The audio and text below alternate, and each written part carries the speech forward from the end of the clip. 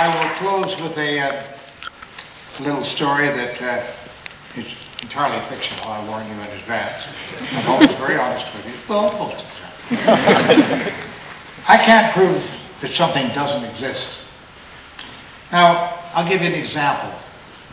Santa Claus, or Father Christmas, or St. Nicholas, whatever you prefer to call him, I believe is a legendary character. Now, you may be shocked by that, and I don't actually believe in Santa Claus. But at my age, I've thought it over very carefully, and I don't believe that Santa Claus or flying reindeer are actually true. But suppose I want to investigate that. I would have to go for one particular aspect of it, like the flying reindeer, and we could do an experiment, okay? I'm going to suggest to you that we take, let's say 50 reindeer. We have a small budget. 50 reindeer up on top of the Eiffel Tower in Paris. And we number the reindeer, you're laughing already. You number the reindeer 1, 2, 3 in big letters on the sides. And the reindeer are all wandering around wondering what's happening here and everything. And you simply say, okay, you got the chart and the camera's going, everything's ready. It's 10 o'clock in the morning, it's a nice sunny day. All right, here we go, okay? Number 1, here we are, number 1 right over here. Here you go, number 1, ready? Okay. Are you making notes now? Mark the time. Here we go, ready? Fly!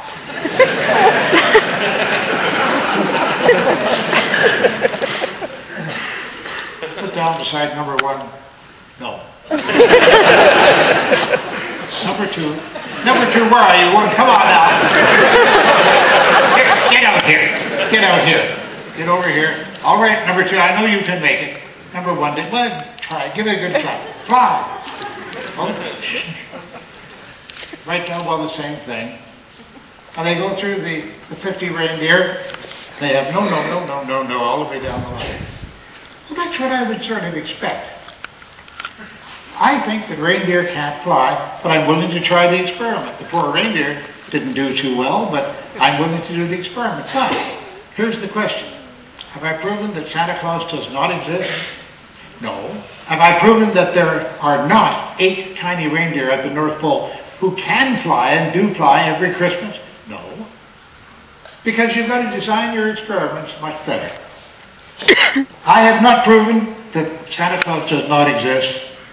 But I certainly have given great doubt to the legend that reindeer can fly and that Santa Claus, Father Christmas, St. Nicholas, whatever, are real. I ask you to be patient with me. I'm not pushing any more reindeer around, but I am wearing a pin here which has Pegasus on it. That's a flying pig. We're trying to teach pigs to fly. Not very successfully so far. We push them out the window and they go straight down.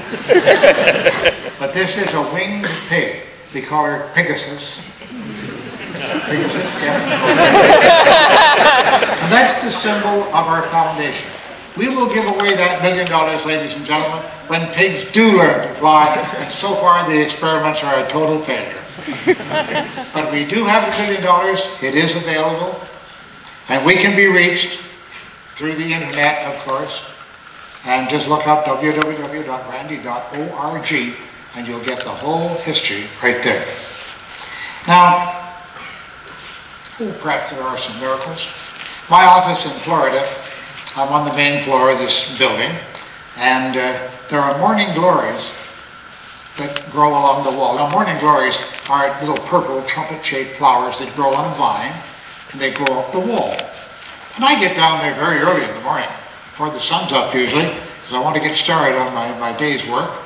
And I look outside the window, oh, perfect opportunity. Because the morning glories, they open up during the day, but they're all closed up during the night.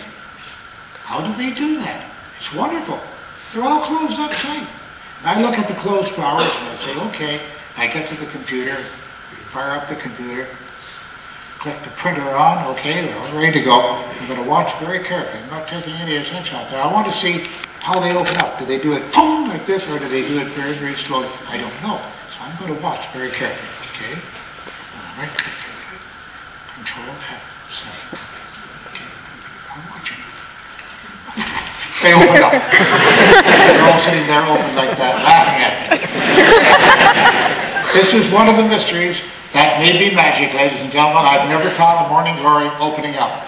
But I'm going to keep working at it because I'm a curious man.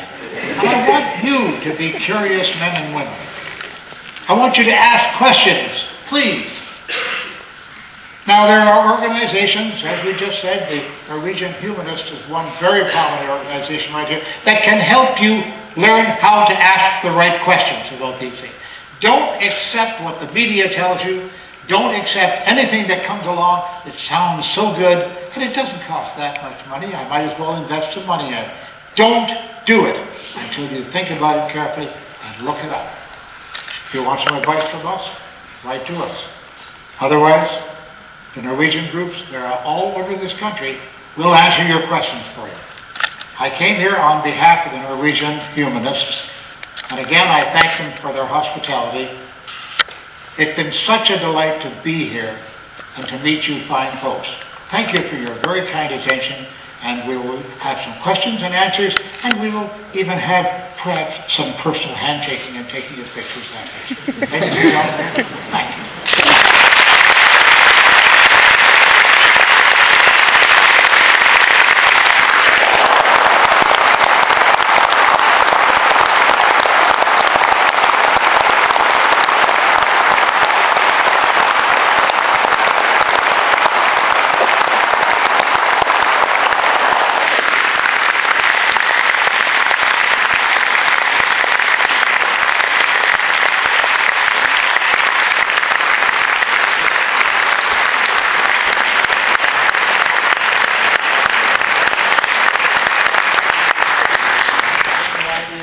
Questions and answers. Are these questions? I hope I have answers.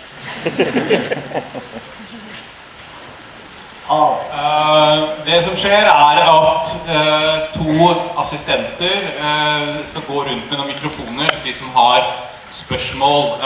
Så skal jeg forsøke etter beste evne å holde orden på dere. Et par regler om spørsmålene. De må være korte, og de må være spørsmål. Jeg har litt blandet erfaring med det, så hvis folk begynner å komme med lange utlegninger, så tar vi mikrofonen fra dere. Skal vi se, det første jeg så var, det er kanskje fint hvis dere reiser dere egentlig. De som har spørsmål, for det er vanskelig for meg faktisk å se helt bak, men det var en mann i stripete skjorte der som absolutt var først ute med hånda, så vidt jeg kunne se. Thank you very much. I think it was very enjoyable, much of it. I can only agree with the aim of this campaign. And it's good that you expose people like Peter Papa. Very good. But I think you're throwing the baby out with the bathwater when it comes to psychic phenomena. There has been high quality scientific research going on in labs and with statistical significant results which are verified by independent statisticians. Am I talking to a sect, or are you scientifically minded? You want to listen to facts? No, you want to just listen to what you know. So, please, how do you explain any flaws in the Ganzfeld telepathy experiments, which invalidates that design, which is accepted by the skeptic Ray Hyman as being a high-quality design? Experiments. That was a question. I'm not understanding you very well. I'm very sorry for that, but what specific experiment? You say there is no evidence for psi. Evidence for psi, yes. Yeah, and I say there is a long series of experiments with telepathy called Ganzfeld experiments done in lots of laboratories with a high quality procedures. Very well then, win the $1 million. What are the flaws? What invalidates that? If you can do that, you can win the $1 million, make application, and you will be paid $1 million if you prove your point. These folks...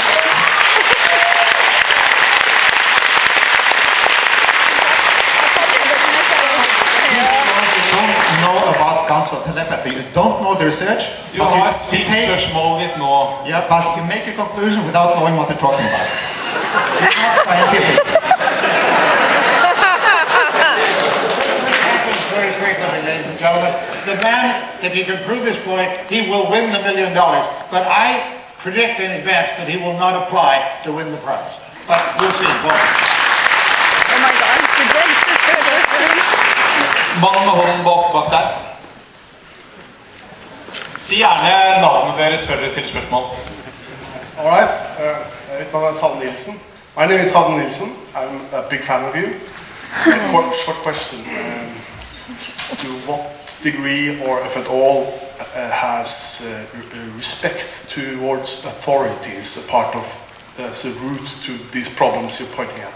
And I'm also thinking about the innate respect to authority a child might have during education's first years and basically learning itself to become critical.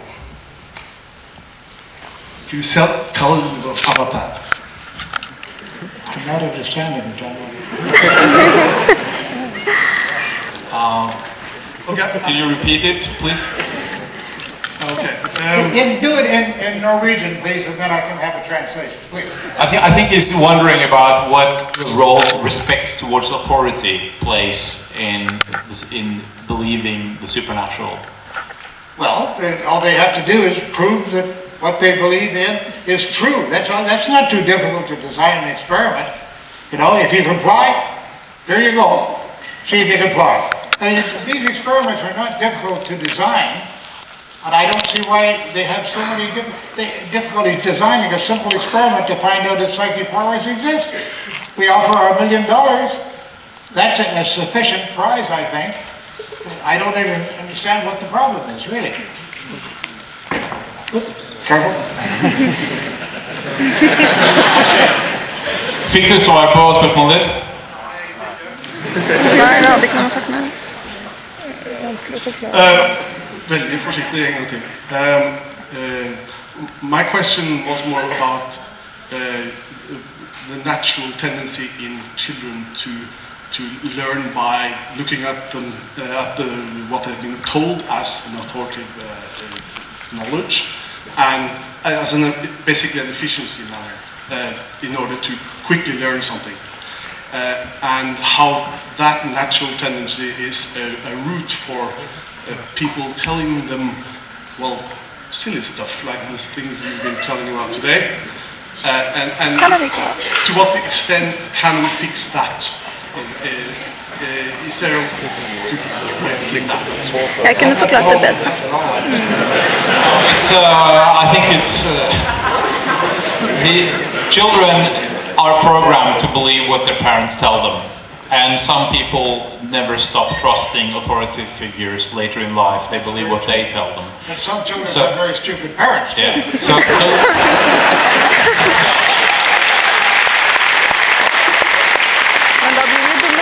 So I think his question is whether that can be fixed in adults. Yes, get smarter parents. Well, education really is the solution to the whole thing. With a better education in basic science, on how science really works and how mathematics works, that is very, very good ammunition against the woo-woos out there who believe in these strange things. It really is. Education.